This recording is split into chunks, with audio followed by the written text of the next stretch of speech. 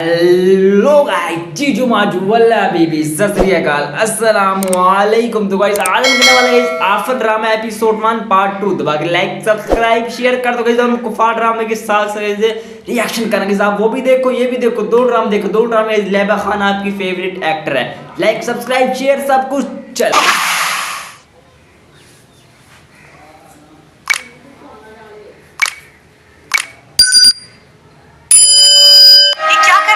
अच्छा है ना? यहाँ क्या कर रहे हो कि तुम लोगों को तमीज नहीं है खेलने की? इस तरीके से कोई खेलता है?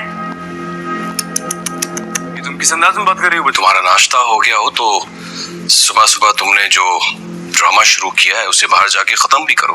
अब उठो और वरीशा को डॉक्टर के पास लेके चलो। कौन सा ड्रामा? क्या कहना क्या चाह रहे हैं आप?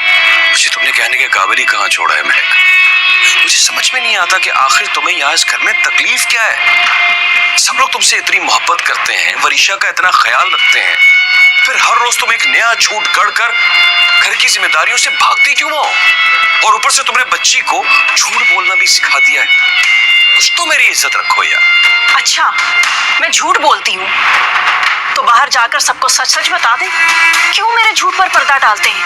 और अगर वरीशा बीमार नहीं है तो ये डॉक्टर के पास जाने का ड्रामा मत कीजिए। क्योंकि मेरे पास इसके सिवा और कोई रास्ता है ही नहीं महक। बी जान और बाबा जान से लड़कर उनके फैसले के खिलाफ जाकर मैंने तुमसे शादी की थी। फिर भी उन्होंने सब बुलाकर तुम्हें इज्जत दी, घर की बहू का मुकाम दिया। तुमने मेरा जरा मन नहीं रखा। मुझे अफसोस है कि बी जान ने तुम्हारे बारे में जो कहा था तुमने उसे सही साबित कर दिया। एक मामूली सेक्रेटरी हमारे घर के, हमारे खानदान के तौर तरीके नहीं समझ पाई। इसका मतलब है मैं ठीक ही कहती हूँ कि आपके घर वाले मुझे मामूली समझते हैं, लेकिन आप मेरी बात का यकीन ही नहीं कर रहे थे। उठते बैठते आपकी बीवी और बेटी को यह एहसास दिलाया जाता है कि हम भाभी और वहाज से कमतर हैं। इतनी सी बच्ची को वहाज की मिसालें दी जाती हैं। वहाज की पढ़ाई देखो, वहाज के नंबर देखो, वहाज ये वहाज वो, बार बार पर इसको जलील किया जाता है। इसे जलील करना नहीं, समझाना कहते हैं। वरीशा को वहाज की मिसालें इसलिए दी जाती हैं ताकि वरीशा वहाज से कुछ सीख सके। भाभी घर की सारी जिम्मेदारियां पूरी करने के साथ साथ वहाज की तरबियत कर रही हैं। मुख्तार भाई को किसी मामले में भी भाभी को उंगली पकड़कर चलाना नहीं पड़ता महक, और ना ही बी जान को कोई काम कहना पड़ता है। वो खुद आगे बढ़कर सारा काम करती हैं। अच्छा, बस बहुत हो गया भाभी नामा। मैं पहले भी ये बात कह रही थी, मैं अब भी ये बात कहूंगी।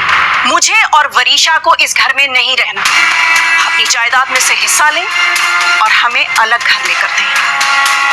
ये रोज रोज के तमाशे मुझसे बर्दाश्त नहीं होते। अजाब बन गई है जिंदगी मेरी।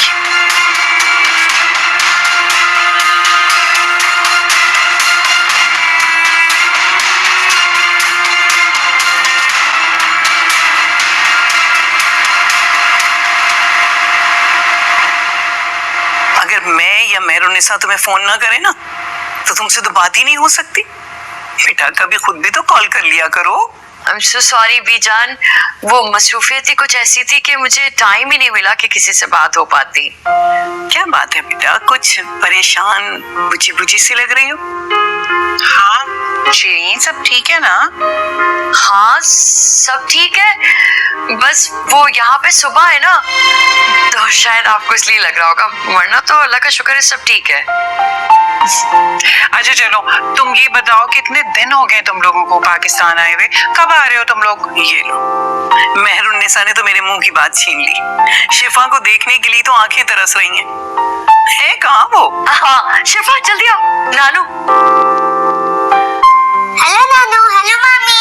हेलो क्या होता है? सलाम करते हैं ना हेलो। अरे कैसी है नानू की जान? मैं बिल्कुल ठीक हूँ नानू। मामी, वहाज और वरीशा कहाँ है? मुझे उनसे बात करनी है। अरे क्या आप लोग शिफा से बात कर रहे हैं? ये देखो, तुमने अभी नाम लिया ना और ये फौरन दौड़े चले आए। वरीशा का है, नजर नहीं आ रही। वरीशा की तबीयत ठीक नहीं थी, उसे बुखार हो रहा था, तो रजा और महक ना उसे हॉस्पिटल लेकर गए। मामा, मुझे शिफा से बहुत जरूरी बात करनी है। कर लो भाई बात इनसे। कैसी तबीयत है उसकी? करो अब तुम बात। शिफा, तुम्हें पता है मैंने 3000 पॉइंट्स कलेक्ट कर लिए हैं। अगर तुम्हें चाहिए हुए तो बताना, मैं तुम्हारे साथ शेयर कर लूंगा। Yes yes please share. ये लो, हमारी बातें तो अधूरी रह गई। अब 2 घंटे से पहले आपको नहीं मिलने वाला फोन। पता नहीं मेहरुन्निसा शीनी से बात करके तबीयत कुछ बेचैन सी हो गई है, परेशान लग रही थी मुझे। नहीं भी जान, मुझे तो ठीक लग रही थी। कहा ना उसने कि अभी सोकर उठी है, अब बस ऐसे परेशान हो गया। चाय पिलाऊं आपको अच्छी सी? शहना से कह दो, वो बना देगी, मैं अपने हाथों से बना कर लाऊं उसे।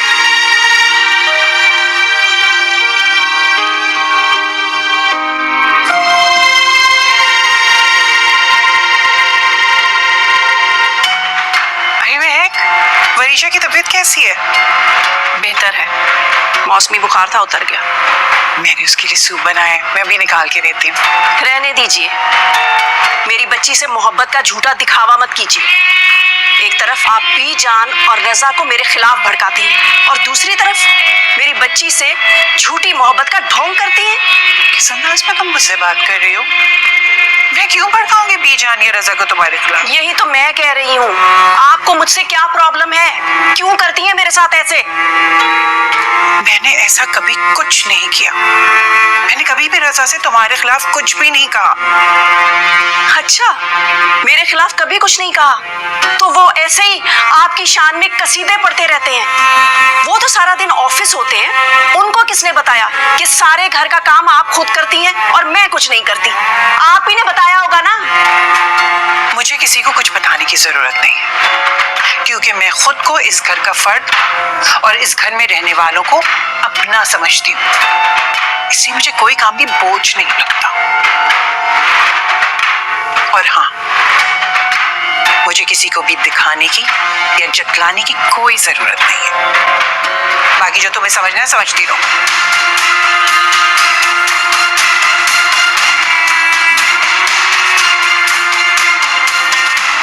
समझूंगी, जो मेरे दिल में आएगा वही समझूंगी।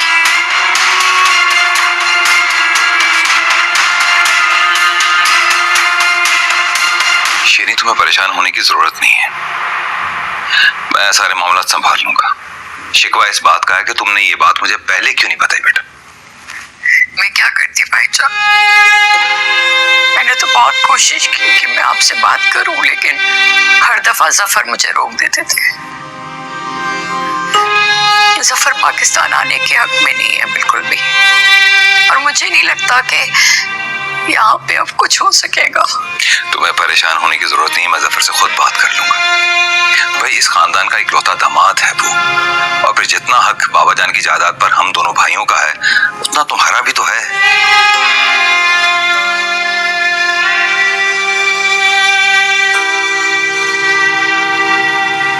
थैंक यू भाईजान,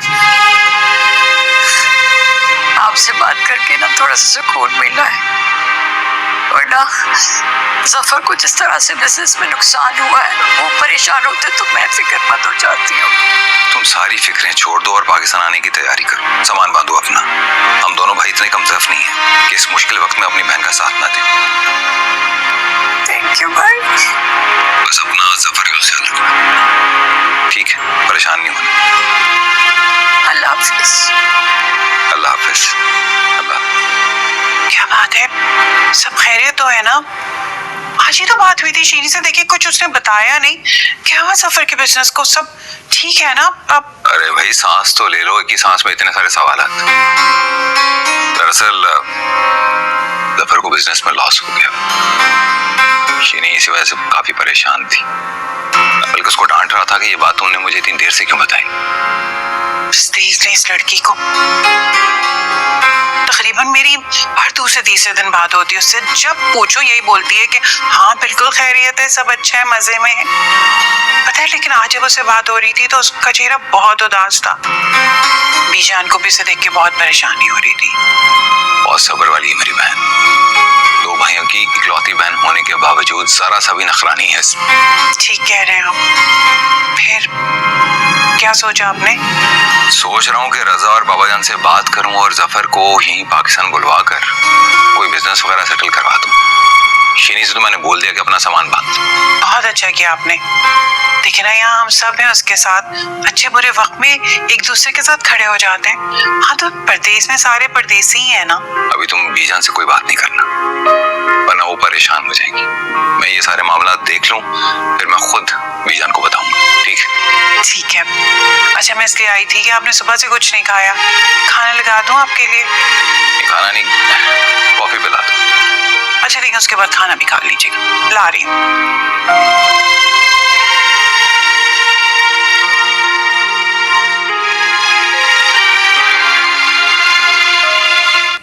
ओ भाई अमेजिंग गाइस, ड्रामा बहुत ही अच्छा और गाइस बहुत ही अमेजिंग जा रहा है। लाइक